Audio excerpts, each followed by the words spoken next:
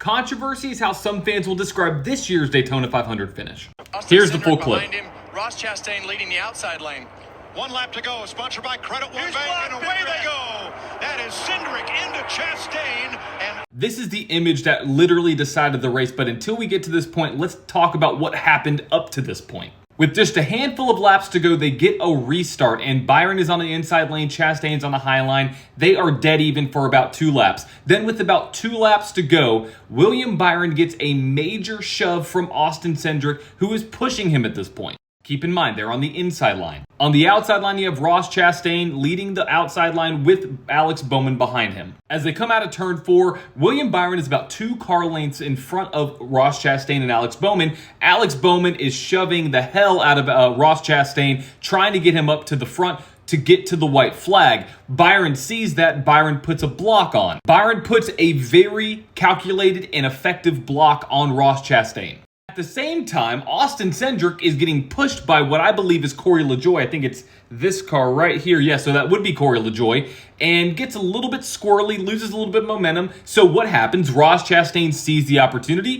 He takes a dive down to try to split Byron and the front nose of Austin Cindric. And then you get chaos. Let's go frame by frame. You have William Byron, Ross Chastain, and Austin Cindric right here. You can see that Ross Chastain has started to what looks like make a move down to the bottom. He was basically right here, right at the back bumper of William Byron, makes a move down to the bottom. And Austin Cindric is right on that double yellow line. So he's right there. At the current moment, you can fit a car between these 2 cars, between Byron and between Cindric. So let's move to the next frame. Moving on to the next frame, you can see that the cars are now essentially 3 wide. You have Byron that has gone down just a little bit to follow this black line in the track. You have Ross Chastain trying to split them. But what you can see here is actually Austin Cindric has moved off of the double yellow line by about a tire width. So you can see before he was on that double yellow line right there on the first one right here on the left. Now he's completely off, almost angled up the track. Now, this is where it gets crazy. Right here, you can actually see William Byron following this line while Ross Chastain is actually slightly moving up the track. And you have Austin Cindric right here that they have already made contact. This is where they make contact right here. Basically, Ross Chastain and Austin Cindric have collided together. Ross Chastain's left rear tire going into the right front of Austin Cindric, vice versa, however you want to say that. And then at this point, you can see going sideways. Here's Byron following that black line. You have Chastain right there in the middle sideways. You have Cindric there sideways. Let's go back to this one, though. At this point, you can technically fit 3 cars there. I'm not saying you should. I'm not saying there was much room at all. But technically, you could fit 3 cars. Now, with this angle of Cindric and Chastain, they were going to get together no matter what. The issue wasn't the fact that there was a wreck. The issue was the fact that there was a wreck and the caution came out after the white flag. So in NASCAR, if a caution comes out after the white flag is waved, that means the race is over.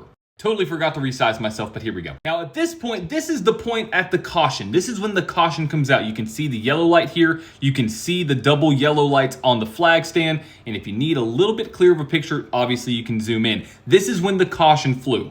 Let's go back to Mini-Me here. This is the same frame. This is why the caution came out.